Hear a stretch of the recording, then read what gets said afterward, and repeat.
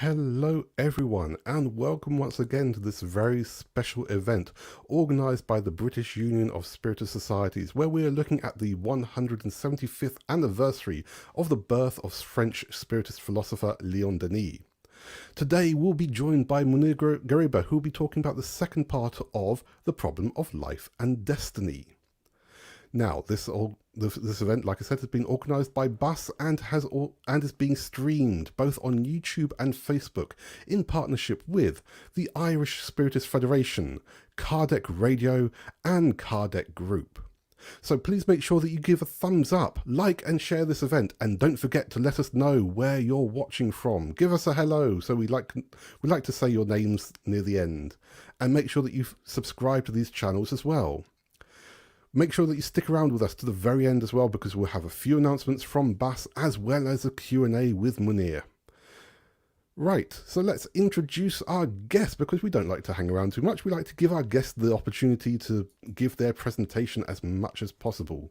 So, Munir Gariba is a physicist with a PhD in electrical and biomedical engineering. He is a researcher and medical image processing consultant.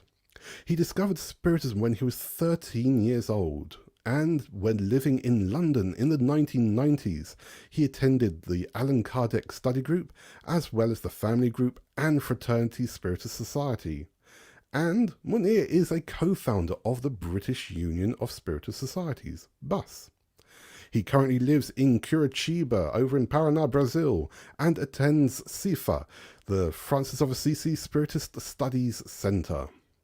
So, if you have any questions from Munir about his presentation, please make sure that you type them up in the comments and chat area so that we can look at them at the end. And again, say hello, let us know where you're watching from. We've already got a couple of hellos coming in, we'll come to you later. For now, let's bring on our guest. Hello Munir, how are you? Hello Adam, I'm fine, thank you. Thanks for having me. It's a pleasure to have you with us today. So, what can you tell us about the problem of life and destiny? Oh, there's so much to talk about it. It's a wonderful book, it's packed with so much information. I've prepared some slides for us to talk about this wonderful book. It's a work by Léon Denis that I think is a must for everyone who wants to study the Spiritist doctrine. What Léon Denis tried to do in his book is basically to weave in a philosophical and poetic way. It's a very beautiful way of writing and thinking the questions that are presented in the Spirit's book. Kardec compiled in the Spirit's book and the other books as well of Kardec's work, but especially in this one. It's a very, very nice book. What I'm going to do today is to talk about, the book is divided into 3 parts. So the first part was actually the topic of a previous presentation, and I'm going to talk about part 2, which deals with the problem of destiny, and part 3, the power of the soul. This book is a book to be studied. It's a book with so much information, as I said before, and it's a book that you have to read it every now and again, from cover to cover, and not just read but study it. So what I'll try to do here today is just to bring some aspects that are dealt within the book, and show to share with us today. So Léon Denis, he talks about, in this part 2, he starts talking about the law of reincarnation. So first, in part 1, he analyzed actually the life as being one odd event here on Earth, or being part of a continuous process of birth and rebirth. And he analyzed the work of several researchers, and it's very interesting. And now in this part second, what he tries to do is actually to look at reincarnation, proofs of reincarnation, to analyze the different aspects related to reincarnation, not just presenting it and for it to be accepted as such, but showing all that has been done or had been done at his time. And this was the early 20th century. And he show us actually in this part of the book that we have these periods. We sojourn in space, and then we reborn into human conditions. And these human conditions are necessary for us to develop ourselves, to develop our faculties. And these faculties are analyzed in part 3. We are going to briefly talk about it later. When we die, I mean, physically speaking, when we return to spirits or space, as it's called, we spend some time there. And this time we spend there very greatly. And during this time, we study, we learn, we prepare ourselves to continue our development. And at the stage that we all are, all of us, we are here incarnated at this moment, but also those in spirit who are preparing to return to the physical size of life. We are in a degree of development that we require physical life to continue our development. Once we've reached a certain level of progress, then we'll do this progress somewhere else where the conditions are different.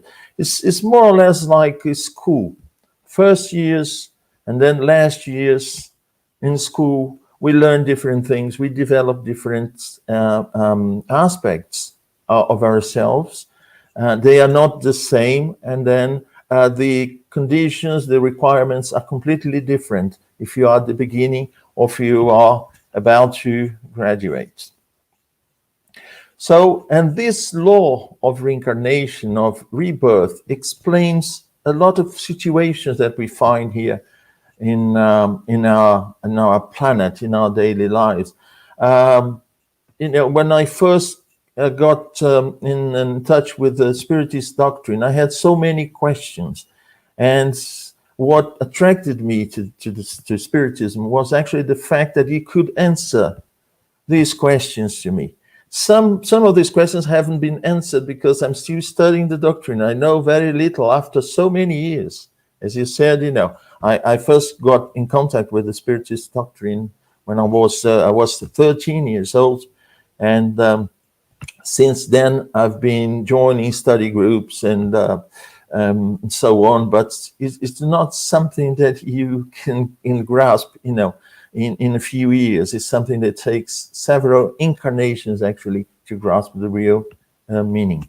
And as I said before, the beauty of this book is that Léon Denis has this nice way, philosophical and also sometimes very poetic way of presenting all this, which is very, very nice. So our aim is perfection. So we are here to perfect ourselves. And this incarnation is just one link in a long chain. And things that we did before and what we are going to do in the future, they are all linked. So Léon Denis puts that we are reborn to play a new act on the drama of life. And you see, he analyzes the dramas of life. He presents some cases that he has studied and analyzed, showing that we actually inherit what we've done in our past. And we have to find a solution for these situations that we have created for ourselves and for us to improve, to grow, to move forward.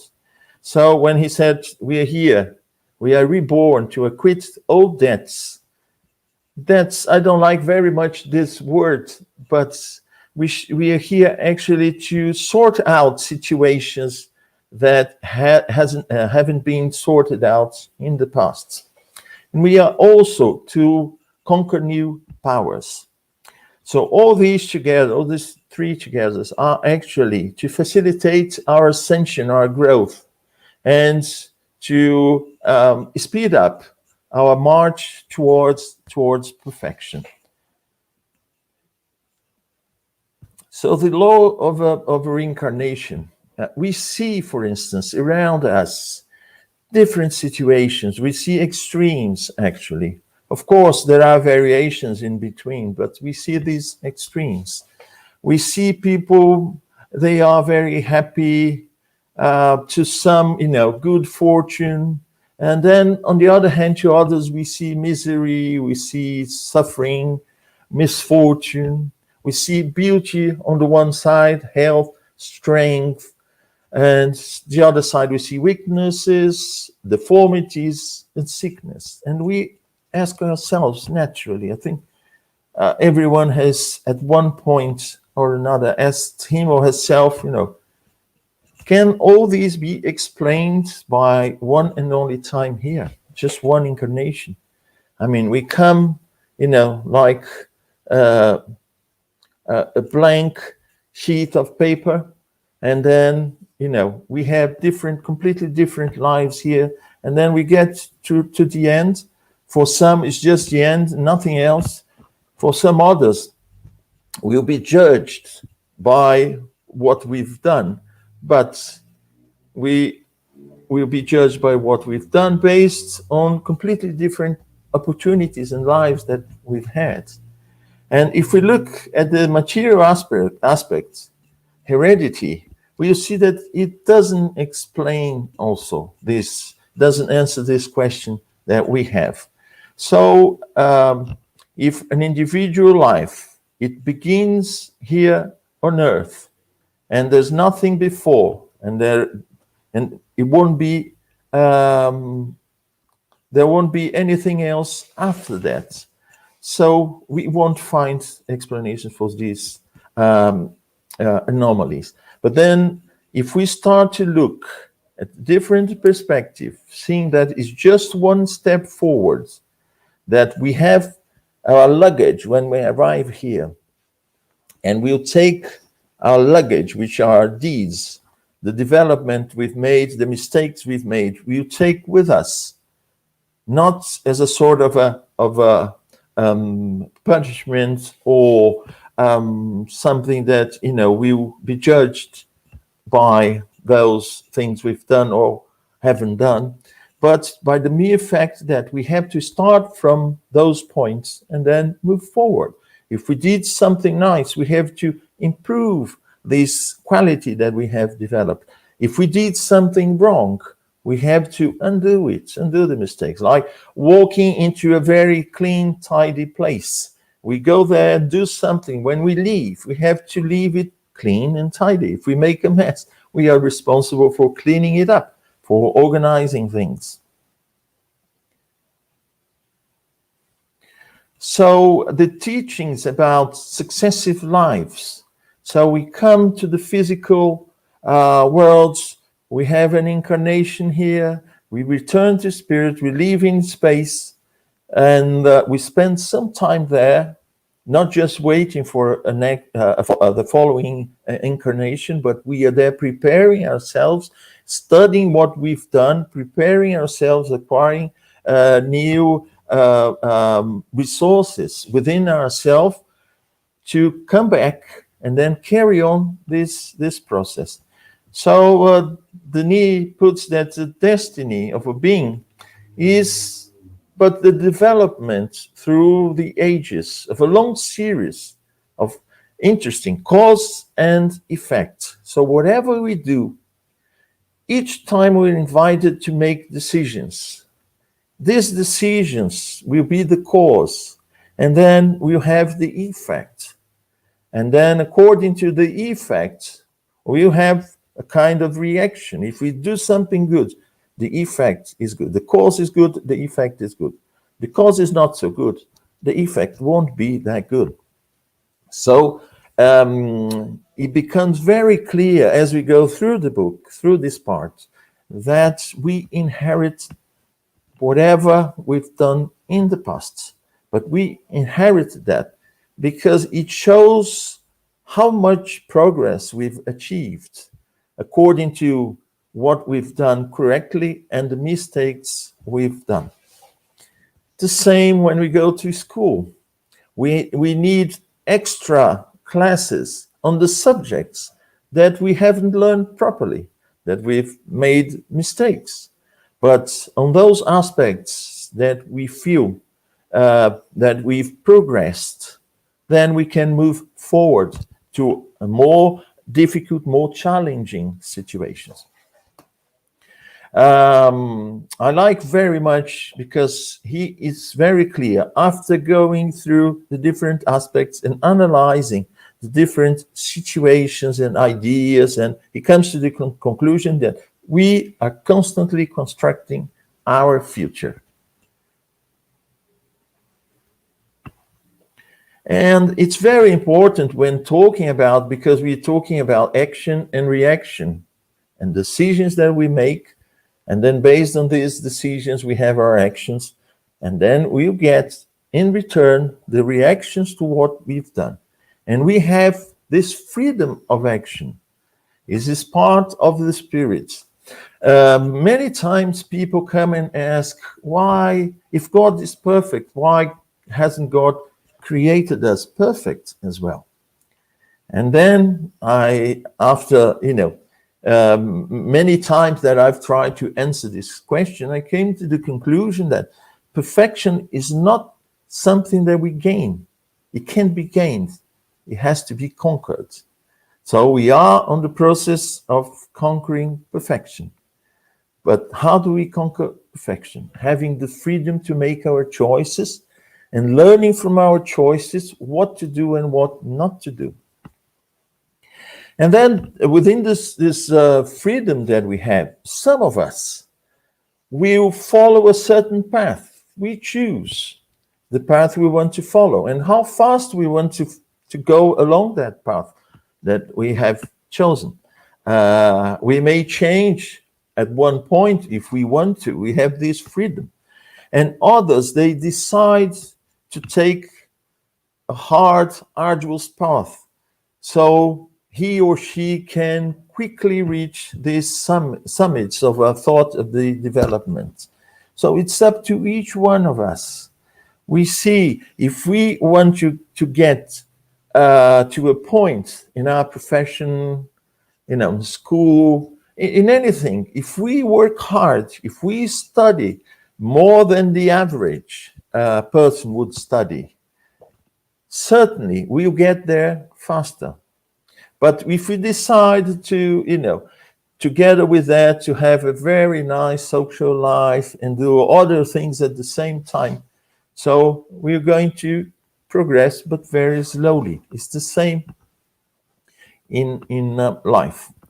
So in this chain of earthly lives and back to spirit and back to earthly life, we pursue and complete these, as it's said by Denis, this grand work of education, the education of ourselves, our development in intellectual terms and in moral terms. So we see that there's no fatality. There's nothing that happens to us that hasn't been the result of our movement within these long roads of progress. And what guarantees that is the law of justice. The law of justice is a law of harmony, as Denis puts it. It determines the consequences of our acts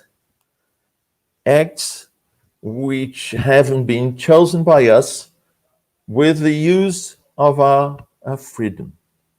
Of course, when we are in the beginning, just like in school, the first years, we have to have a lot of help in our freedom. We have to have a lot of help to make our decisions. It has to be more or less guided. It's not totally free, but we have the freedom. Sometimes we have to have the freedom to choose between or among A, B, and C. But as we grow, we then create the solutions for our problems, and then we choose them because we are mature. So this is the difference, but in all cases, we have the freedom of choice. So destiny, we are talking about destiny, has one rule, and the rule is the good or the evil that we do. This will actually lead us to the next step in our progress, and it has to do with our destiny. So we will stay in this process as we grow, and then we move forward, as I said, slowly or slightly faster or very fast. It's up to us, but all of us will be moving forward. So in reincarnation, this law, it finds its application in all of its aspects. And the acts, the situations, the plans that we have for our incarnation are all based on this. We, once in spirit, and in part one, Léon Denis talks about these aspects of ourselves, of our being, the fact that when we are in a physical body, our physical body, it has these constraints in our spiritual faculties. So we are not in full use of our faculties. Actually, it's just a shadow of who we are, what we really have in terms of faculties. But when we are in spirit, we can see things from a higher perspective. So we make our choices. And then once we get here, we have this plan based on what we've done in the past, in accordance with this law of justice, of harmony, and of action and reaction.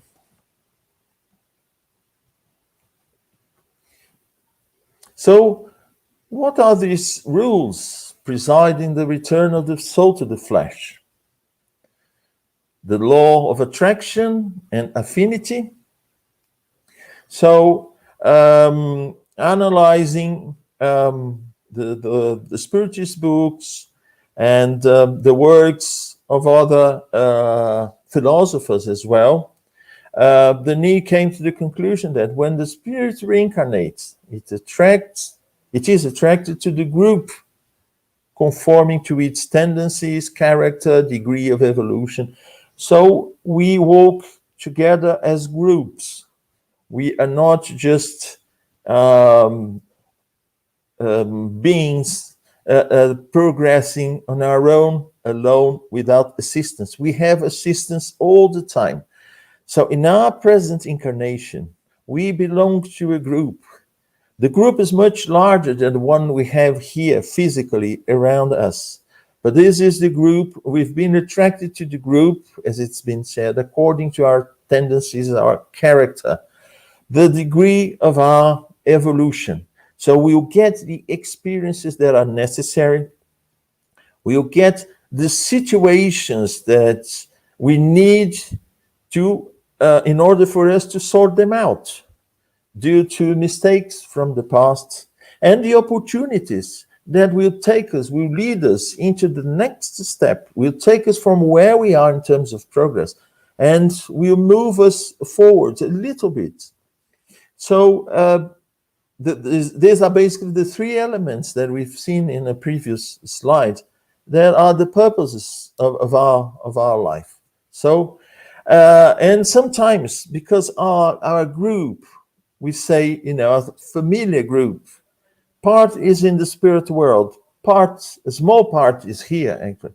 But there are some of us, according to our progress, to the experiences that we need, that may be apart for a period of time and develop and gain the necessary experiences somewhere else. But if this group is actually united has got very strong bonds. They will meet again. Here on earth, in the physical world, or in spirit, they will meet again. We'll find those we love. Because time is something that, is not so important when looking from the spiritual aspect. It's something that is important, very important, while here on earth. But from a spiritual perspective, time has a different meaning.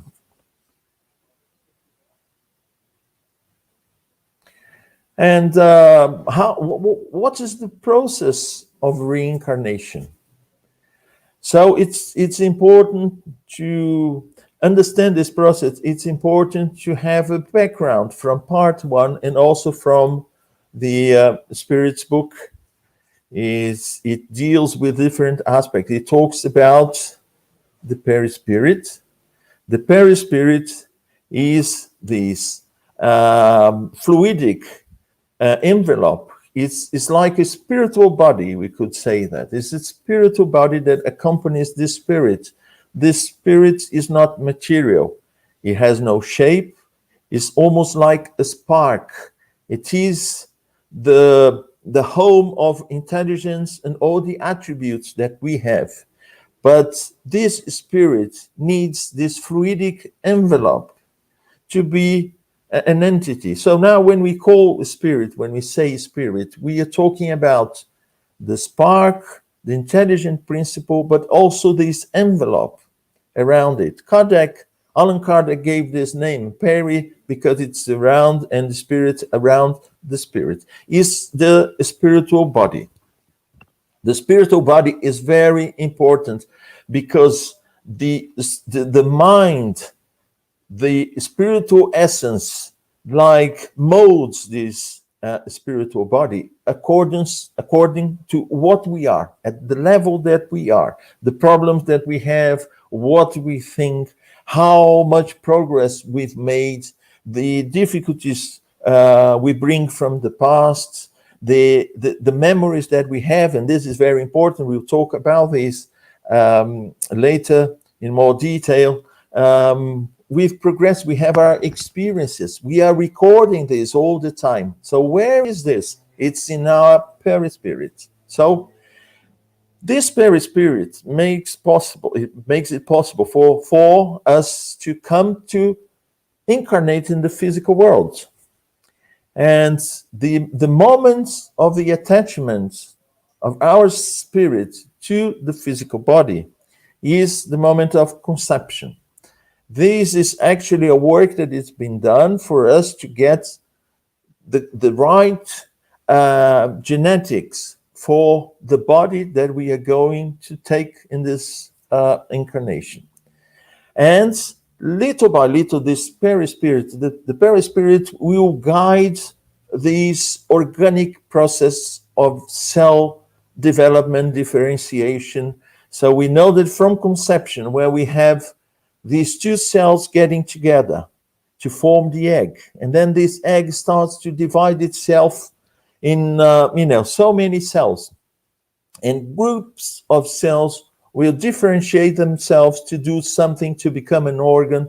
And so it takes 9 months for the baby to be formed. And within this 9 months, what is guiding this physical process, this organic biological process? Because this process happens, it has its own dynamic, but what is guiding it? Because we know it's not deterministic. Something may affect one of these cell divisions, and then it may take a different turn, and then the development will produce a different body, different from the one it would have produced had it taken a different turn, as it were, in this division process. What is guiding all that? The perispirit. The perispirit is very important in this process. So why do we have problems that appear in our physical body? Because we carry these problems in our perispirit.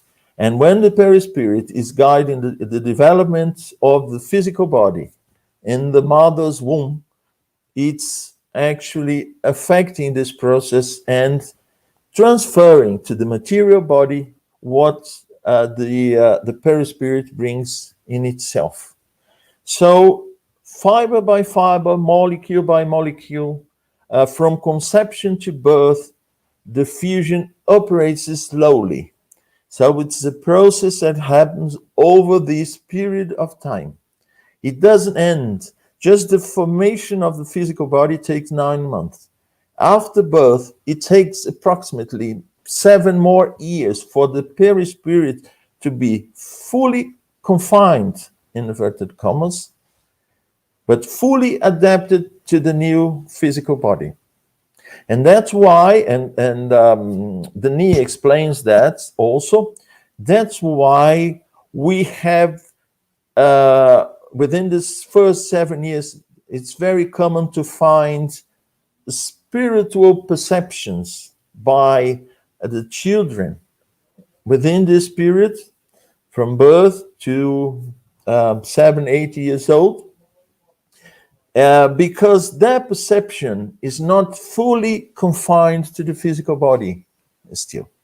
And it's interesting that what we have in terms of our faculties while in a physical body is much less than the faculty itself. The faculty that we have as a spirit is dormant there.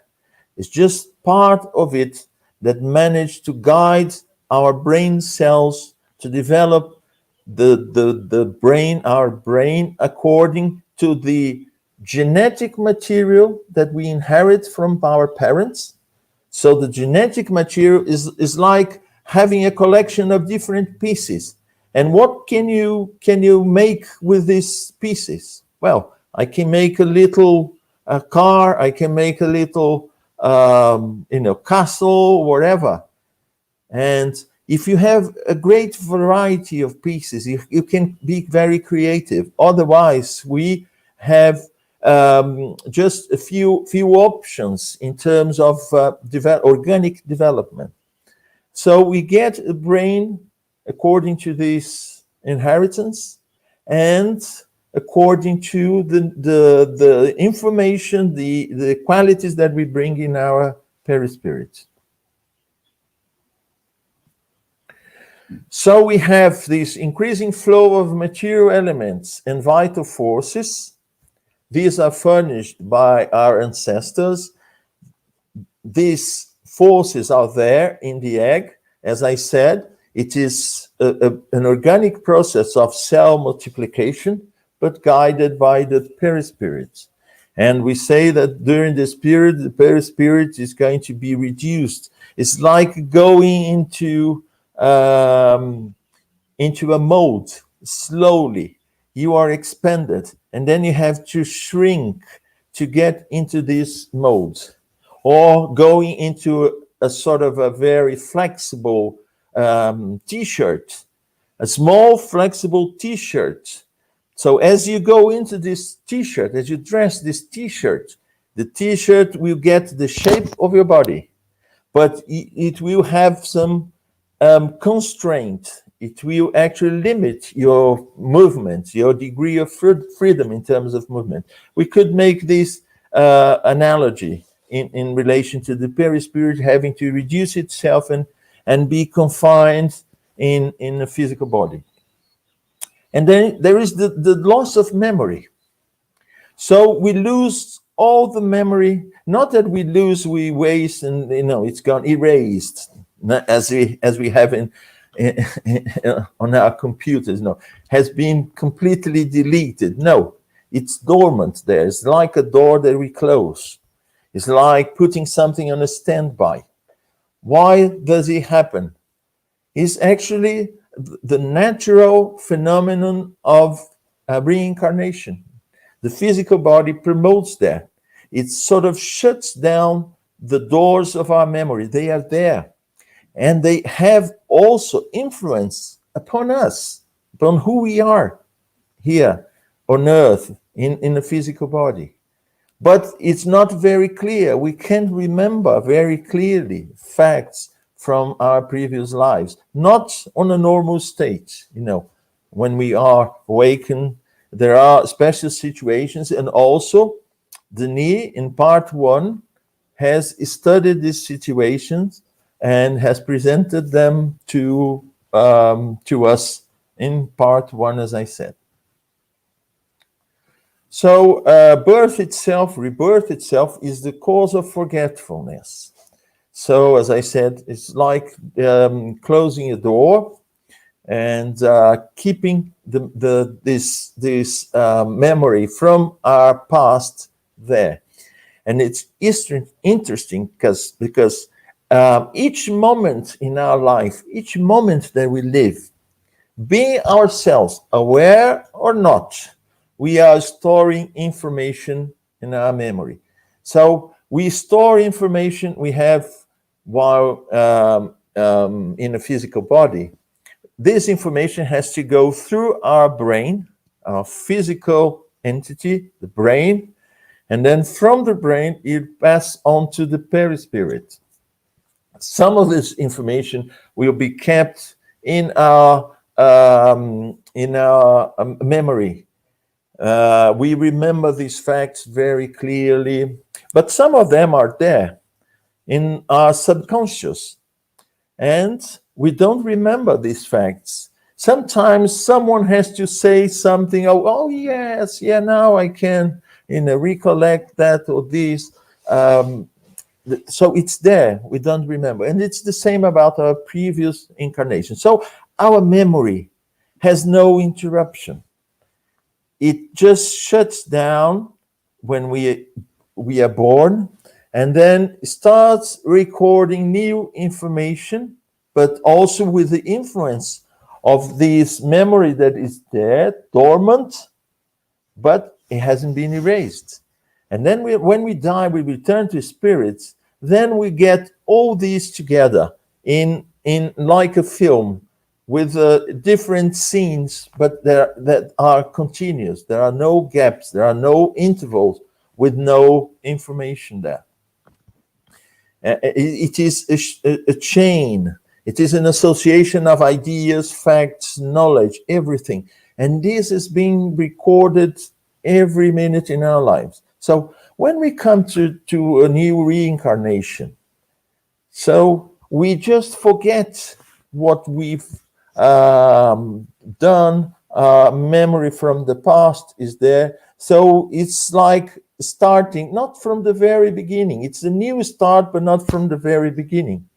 Because now we have the opportunity to do things, actually, that will mend mistakes from the past. And then what we have is not so good memory in the past, but the recent one is much better. And in this process, we evolve. And when we get to perfection, we have all the process recorded. Of course, the first, the memory from our first incarnations, which were very primitive, they won't be very significant to us. So it's, they are sort of very empty of important facts. The most important facts are, as we gain consciousness of who we are, start to make our own decisions, and then based on that, we start to, how would I put it, to move in a less autonomous way. And what is interesting is that Denis shows us that, and we have an example here. He shows us that this information is there, but even while we are in a physical body, it can be accessed.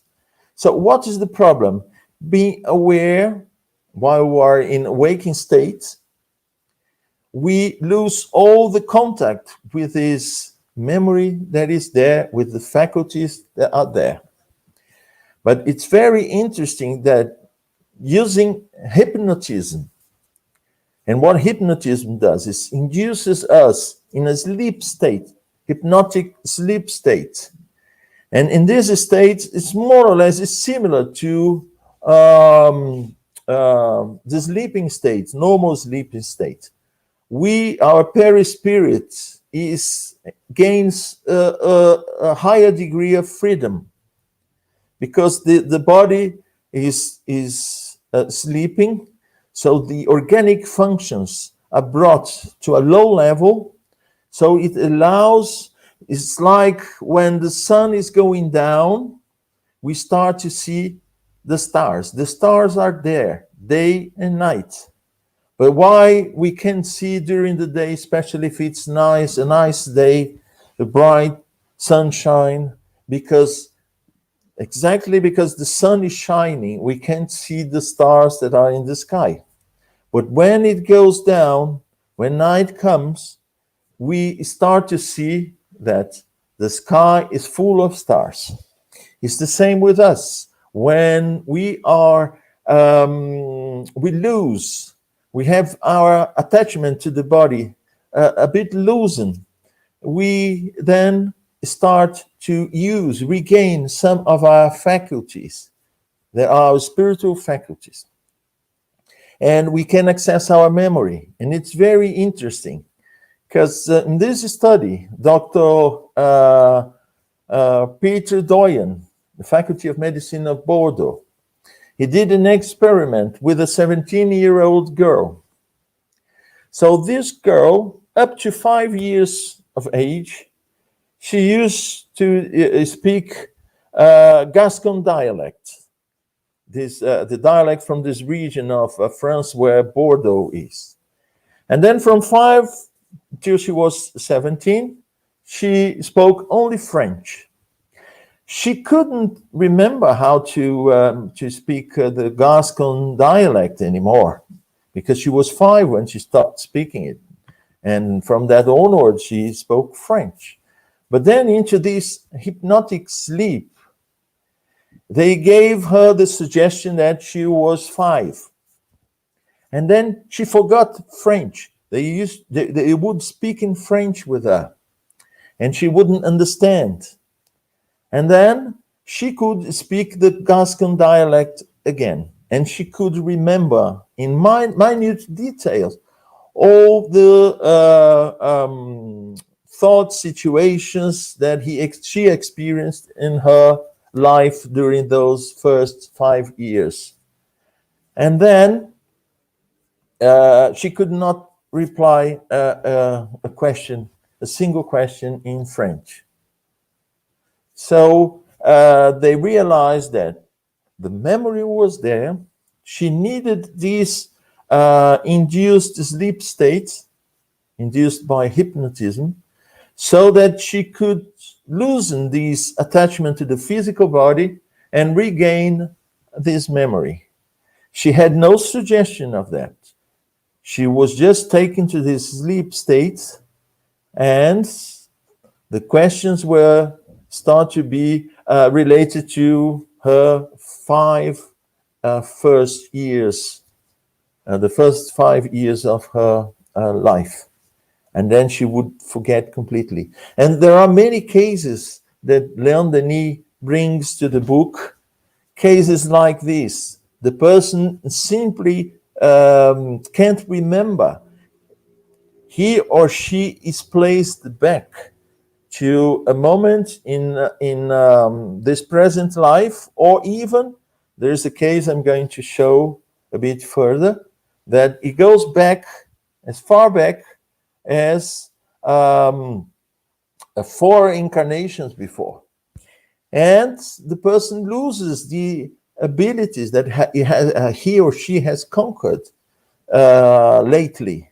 So if at that time, in this case, the girl couldn't speak French, she wouldn't understand French, although now she can speak. So it's like taking this period of her life and bringing it back to a moment. She's placed back in time. It's something more or less like that, showing that the information is there, constantly being recorded, and it stays with us. Here, when we turn to spirit, we regain this this contact with our faculties.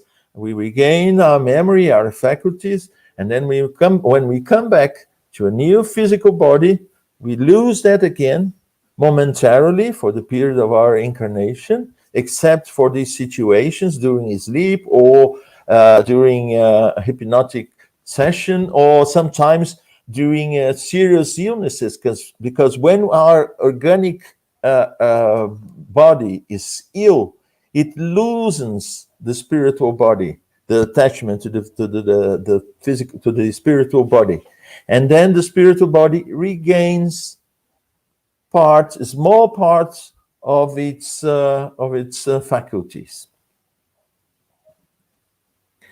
There are some experiences that were made that Denis brings to the book with F. Colavida and the Maratha. There's also a Colonel de Rocha. He's got a lot of work done in this area. So they've established through these studies that the memory of the smallest peculiarities of current life and previous lives are there, and it can be accessed, as I said before, during this work. And all this shows us that reincarnation is not just an idea, or it's not just a point that is proposed, but it can be proved through all these experiments. And there are many more experiments. I brought just one or two here because of course, because of time. This is a book to be studied over, I wouldn't say over a year, I would say over 2 or 3 years, because it's very deep. So, and also they are very careful. They always say that they try to collect information for the experiment to be controlled. They request names, dates, landmarks, so all sort of proofs or sort of information that they can prove, they can actually check to give a scientific character to these experiments. So if they don't get all this information that can prove that this is true, so basically they discard the experiment. So the ones that are brought to the book by Denis are the ones that have been actually checked very carefully. A second case is the person is asleep by magnetic healing, is Fernandes Colavida. He was the president of the Psychic Studies group in Barcelona. And so during this sleep, they asked him what he had done the day before that, a week before, a month before, a year earlier, and successively brought him back to childhood. And then they went as far back as 4 incarnations, including the periods between successive incarnations. So they would go back to birth, and then to the period in space, and then back to the previous incarnation and the one before that, and so on. And the interesting thing is that this was done later. This was done, the same experiment was done by someone else, and the information given by the person under these conditions was exactly the same and in the same sequence. That means that you go back, you get the same information. What he did here the day earlier, the year earlier, he said he did the same thing a year earlier when being the subject of this second study. And this was presented in the Spiritist and Spiritualist Congress in 1900. So we see that through these magnetic procedures, and these are not the only ones. We have situations in life that start in our perispirit due to the condition, sometimes an accident, sometimes trauma, something actually that, as I said before, loosens the bonds between the perispirit and the physical body, even if momentarily. They bring these experiences to us. So they do this normally in a state of sleep induced, magnetically induced, but it can also be done in certain situations as well.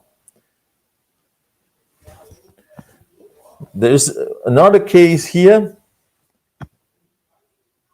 Sorry, I went the other way. Yeah. We also have the infant prodigies and heredity. There are so many cases. More recently, we have the cases. There's Dr. Banerjee. He is from India, but then he moved.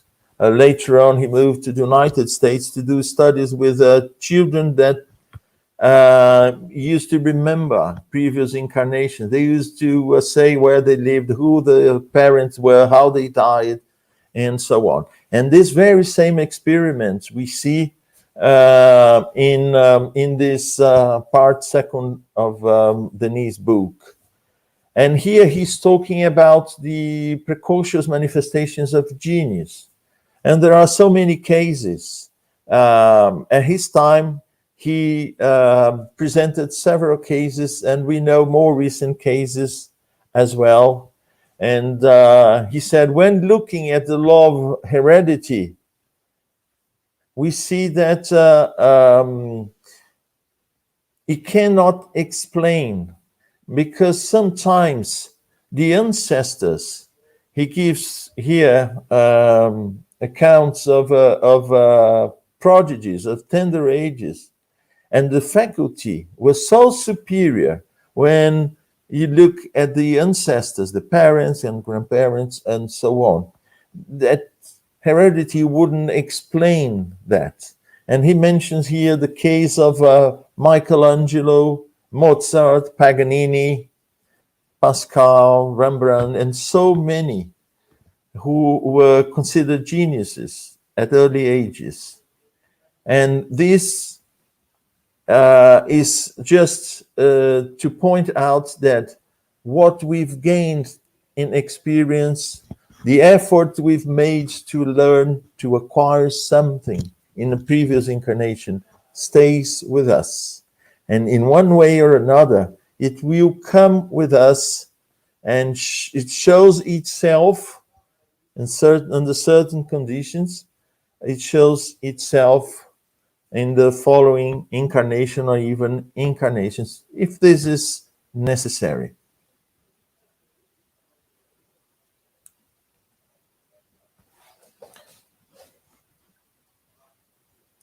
So there is a third case presented at the International Congress of Psychology in Paris, also in the 1900s, by Professor Charles Richet. Professor Charles Richet, he's got so many interesting works. He's got some books where he presented his works. And here he presents a case of a Spanish child. He was 3.5 years. He was named Pepito Ariola. He improvised upon the piano rich and varied airs. He would go to the piano. Imagine, at 3.5 years, he would go to the piano and play it in a very rich and varied way. And then at the age of 4.5, he already had he played 6 compositions of his own at the Royal Palace of Madrid before the king and the queen. Of course, if he wasn't that good, he wouldn't do this presentation. He wouldn't play in such a place for the king and the queen. And so his harmony, it was said that his harmony was remarkable, and the expression and so on. I mean, we see that it is an adult, a genius, manifesting him or herself through a 4.5-year-old, in this case, boy. So it is said that this young artist has since become an incomparable violinist. So we see this, it's amazing, in maths and so many other sciences. We see this. And how come humanity takes, or most of us take so long, it takes, so much sweat for us to gain some knowledge, and someone at the age of 3, sometimes 2, 4, comes as a genius? Is heredity enough to explain all this? And this idea of reincarnation and the inheritance that we bring from one incarnation to the next is not just an idea or something from Kardec and Denis' time. Most of the religions from the East and the great philosophers and philosophies, they also had this idea. In India, it was formulated in the Vedas, in Brahmanism, Buddhism, also with different characteristics, but all of them accepted the return to the physical body. In Egypt, in Greece, in the Roman world, and some famous philosophers, Pythagoras, Socrates, Plato, and so on. And also in the works of Ovid, Virgil, Cicero, we find frequent allusions to reincarnation. So it's there, it's in history. And then he brings the aspect of justice and responsibility. So we harvest and we gather in our fluidic body the experiences and the fruits of our experience that has just finished. As I said, what we are in the innermost part of us, which is our spirit, our spark, our intelligent being. And this spark naturally projects onto our perispirit whatever we have acquired, be it good deeds or bad deeds. If we have some imbalance, this imbalance will project itself onto the the perispirit, the fluidic body. And once we take physical body, reincarnates, that problem will be transferred to the physical body during that process we've seen a few slides back. But if we have good deeds also, it creates a harmony in our perispirit. And this harmony is also taken to our physical body. So the perispirit, it is actually the link between our essence, we can call it essence, and the physical body. It transfers to the physical body what we think, who we really are, what our good and bad deeds are, what our memory has stored in itself, but it also takes the information received through our physical organs to our senses and transfer that via perispirit to our spirit, our essence.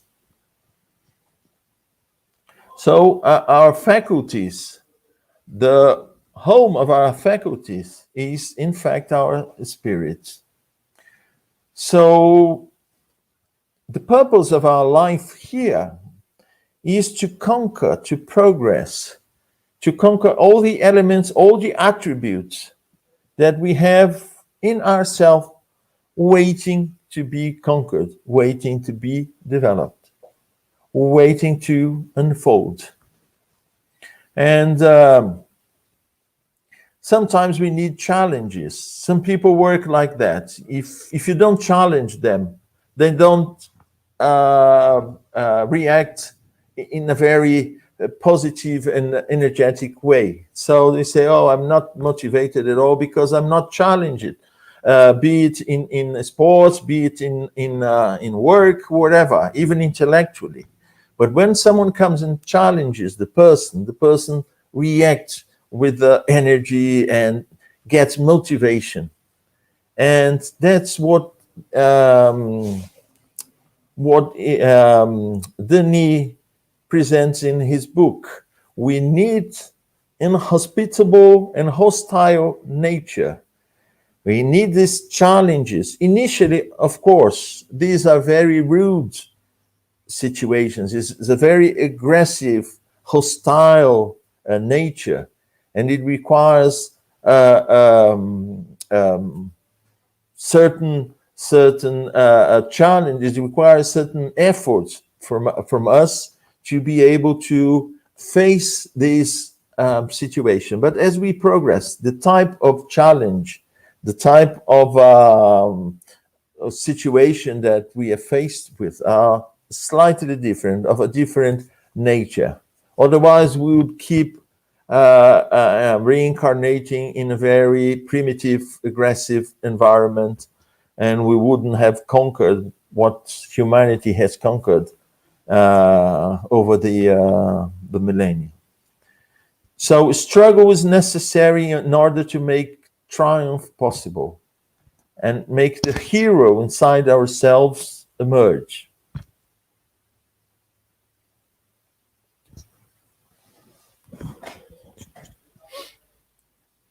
Sorry.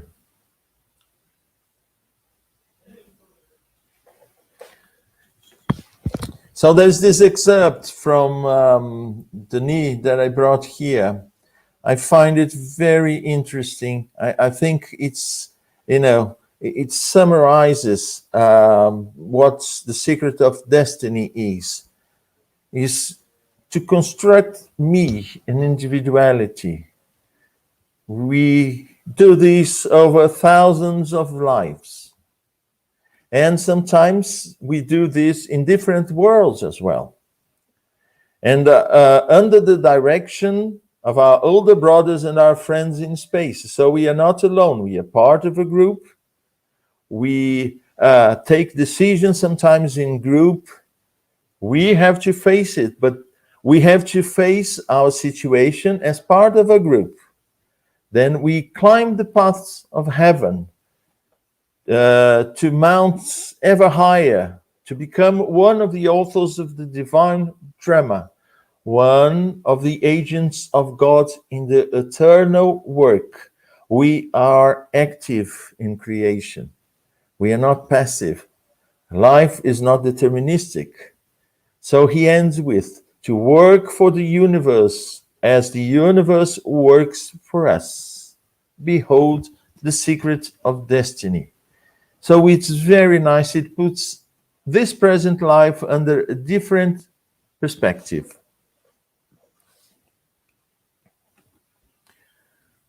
So the law of justice. So what are the secret forces in the action of justice, considering the chain of our existences?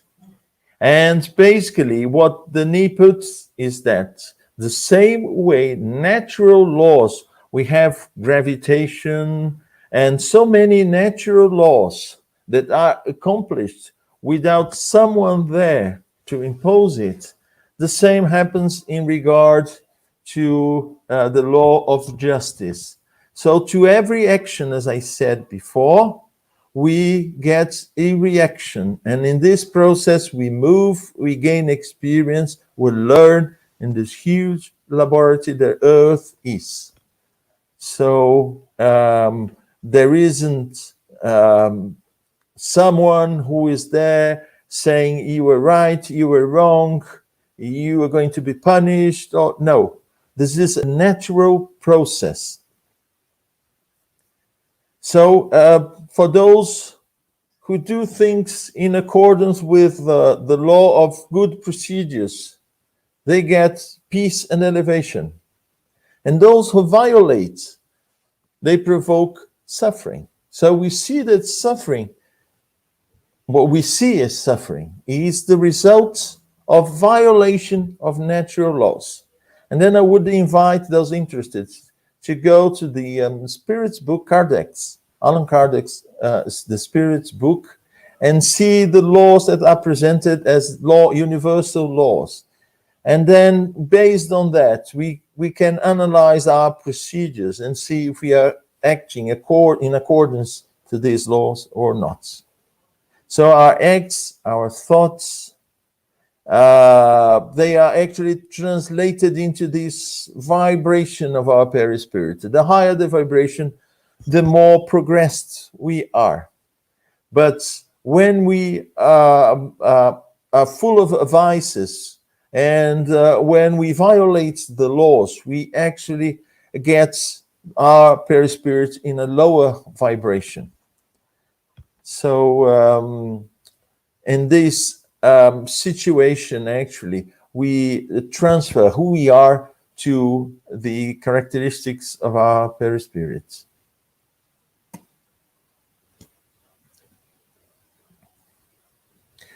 So the will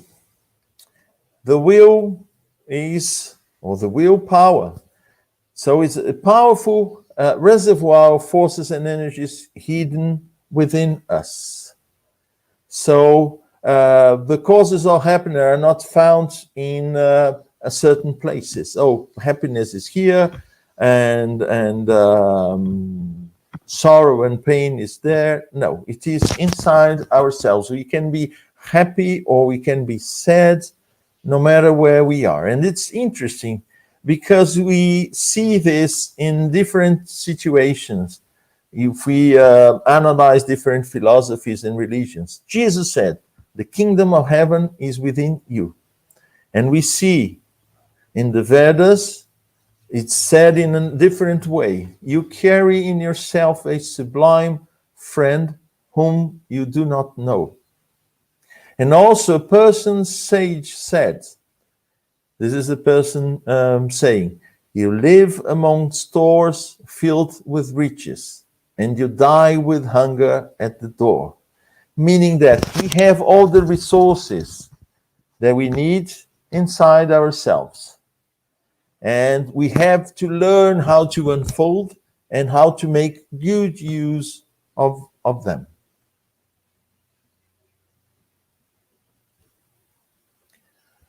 So we're with the greatest of all powers. And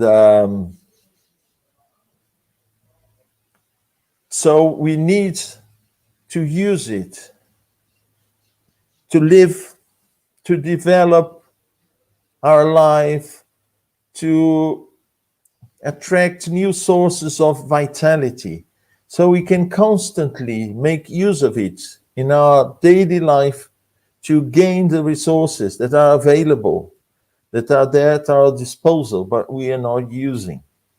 And use to evolve, to progress. And it said it affects also our etheric or our fluidic body, our perispirit. And it transfers to it intensity, activity, good vibrations, a higher degree of existence. I found this very interesting, the way it's put. And also consciousness, the inner sense. Denis talks about consciousness, the center of the personality that is permanent, that is indestructible. It persists and maintains itself through the transformation, not only the transformation from a physical life to going back to spirit and returning to a physical life and spirit, but also through our progress. So it's not just the faculty of perceiving, it's also the feeling we have of living, of acting, of thinking, of wanting, of being alive. And it is one and indivisible. This is who we are. The conscience is the innermost element in our spirits. our thoughts, our actions, when they are pure and they are disinterested, we gain a more spiritual life. It's more intense, and it predominates over the physical body. And it's interesting because whoever manages to live a more spiritual life, when goes to spirit, very soon regains the spiritual faculties. That faculties that were dormant. Those who are very attached to matter, when they return to spirit, they have tremendous difficulty in getting rid of the impressions left by the body, the conditions left by the body, and then regaining the spiritual faculties. Free will. Freedom is a necessary condition for us because we have to make choices, and making choices we build our destiny. Freedom and responsibility, they are the elements that we have to build this destiny. And making good use, we progress, we elevate ourselves. So our free will, although it is at our disposal at all times, as I said before, according to the level that we are in terms of progress, we have more or less options, and then we exercise our free will within these possibilities. The free will of the spirit, it is exercised above all at the time of reincarnation. With reincarnation, we are part of the plan, of the experiences, of the physical body that we are about to build for ourselves.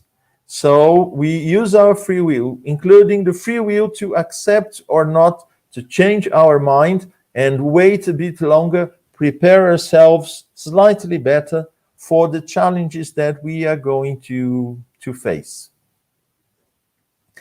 And thought is creative. It's creating all the time.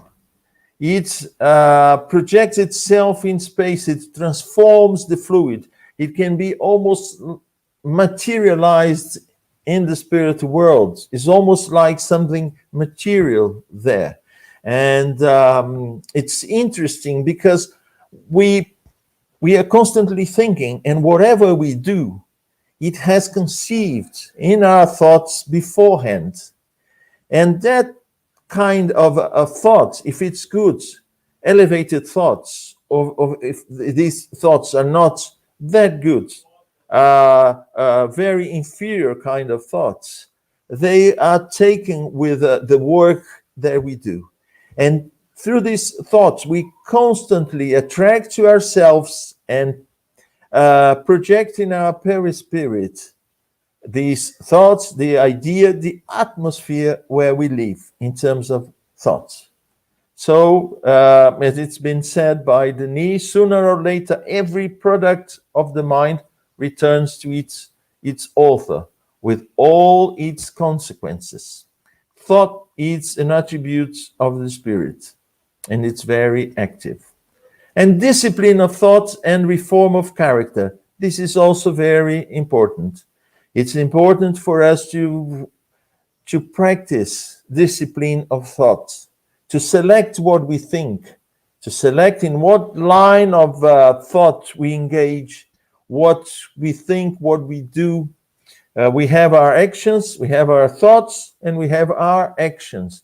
And we should always choose them very carefully.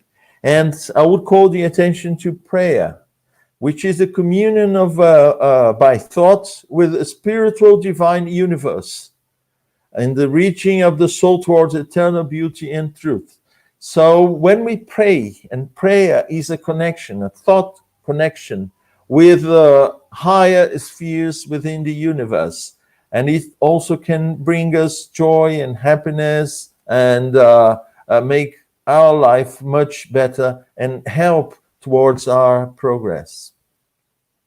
And love, and here we are talking about different manifestations of love which are part of the same love is one of the greatest strengths that we have for progress, for bonding.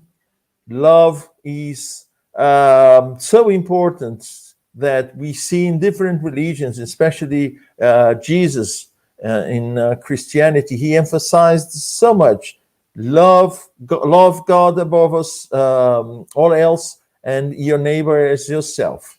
So love is very important because it is an energy, it is a force, it is a binding force that makes this connection between all the creatures in the creation. And we have, as I said before, different manifestations of love, which are very small compared to the dimension that love can take. We have marital love, maternal love, filial and fraternal love. We say love for the country, love for our pets, our plants, all sorts of love. But all these are actually within this context of a greater love that we are learning to unfold. And sorrow. Sorrow is, according to what Léon Denis presents yourself, is the type of challenge that we need. We usually talk about pain and we talk about sorrow. And pain is more related to physical sensations, but that also it can provoke a sentiment, which is suffering, a moral suffering. The spirits who have already advanced to a certain degree, they feel pain, but they don't have suffering. Pain for them is no longer transformed into suffering. But for most of us, the two are always together. We have pain, and immediately our mind brings a kind of suffering together with that sensation. And little by little, we start to understand that pain doesn't necessarily mean suffering. And the misfortunes that we live here in this planet, they are necessary. That's why we are here, for us to get encouragement to develop ourselves. It is in moments of difficulty, and there's a saying that it's difficulty is the mother of creation. If we have a difficulty, we then put as much effort as we can to try to get out of that situation. And to some extent, sorrow is, as Denis has put, is a way for us to find a better way and faster way to progress. And he also says that honest man suffers just as much as weak one. So, it's not something that, just this or that type of person will suffer. No, it's part of this world. And suffering, as I said before, it makes our faith more robust. And it explains a lot of, or can be also explained by, when we look at these sequence of lives and progresses we've been making as eternal spirits, incarnating and reincarnating many times to progress. And sometimes we see that they are just a way for us to awaken to our possibilities of progress, perhaps because we stood still for too long in the same position. So it brings a consolation that materialism and atheism cannot offer. Thank you. Thank you so much for that wonderful, wonderful presentation. Let me just get rid of that. Thank you. That was Phenomenal. No, it's a phenomenal book anyway, and especially all this Indeed. Yeah. whole part about reincarnation, which is so important within Spiritism. And yes, we've seen allegories and information about reincarnation throughout almost all religions and cultures. But there's so many things which I'd love to pick up on, but we'll obviously wait to see what other comments or questions anyone watching has as well. So let's say hello to a couple of people who are watching with us. We have Juliana, we have Steven, we have Val, Elza, who's with us as well, Noemi, Diana Cease is with us, Kardec Radio is with us, Serena, Faye, Jose Carlos, Patrocinio Jose as well, and someone whose name is coming up in Arabic. I'm sorry, I don't read Arabic, so we don't know what your name is, but thank you for being with us anyway. So yeah, one thing which I loved is the fact that holistically, this allegory was there, that life is like a school. So when we think about birth, death, reincarnation, it's like a school. We have to go through the processes, we have to learn the things we have, and if we don't, we have to try again. Try again. Absolutely. It is, yeah, it's very much. I think our schools, they show how we make some progress, because we go to school actually to make some progress on our material worlds in acquiring some knowledge here, but the process is the same. I mean, this is just a small sample of what happens in general terms. Sometimes we work hard, we go very well, we are somehow promoted. But sometimes we, insist to go very slowly, be laid back, and we remain on the same place. We need some extra support, and sometimes we have to redo things, and it's very much like that. And that's why within the Spiritist doctrine, the planet is seen as a school, as a temple, and also as a hospital. Yeah, a hospital, because we are here and we all have problems to sort out. exactly. And it's cool. You don't get you don't get someone who's completely well in a hospital. And yeah, absolutely. Kardec explains it so well, the fact that it is like a hospital here. Yeah.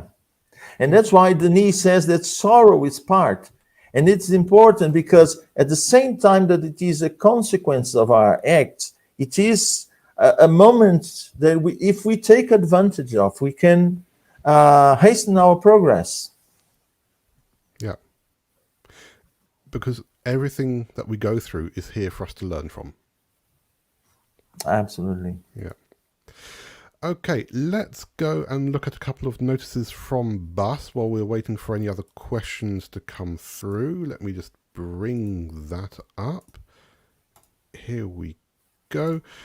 So, just a few things from Bas. So, the Spiritual Light Live, which is going on every Wednesday, and that's again with Charles Kemp, Elza Rossi, Nadia Girsis, and Steven Bertozzo. And you can find that on the Facebook and YouTube channels of Le Mouvement Spirit Francophone, of Bas, the Irish Spiritist Federation, Spiritismus in Lithuania, and Kardec Radio. So again, that's every Wednesday, 4 p.m. in East Coast America, 9 p.m. in the UK, 10 p.m. France, 11 p.m. in Lithuania.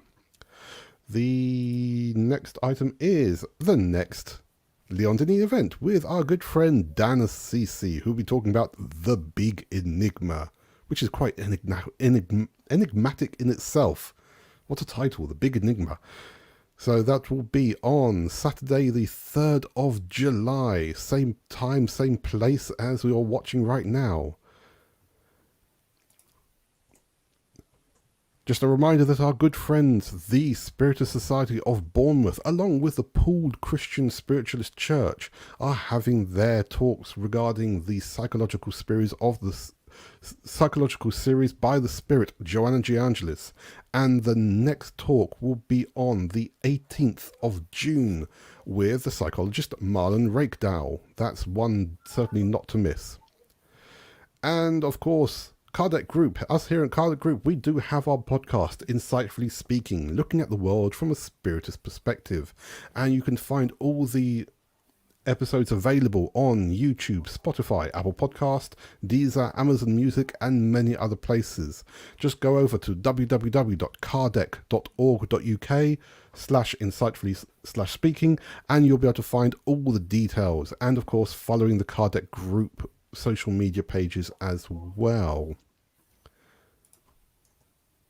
And of course, if there's anyone out there who wants to know more about Spiritism, to find a group here in the UK, or to contact the British Union of Spiritist Societies, you can visit www.buss.org.uk. You can email them at office@bus.org.uk.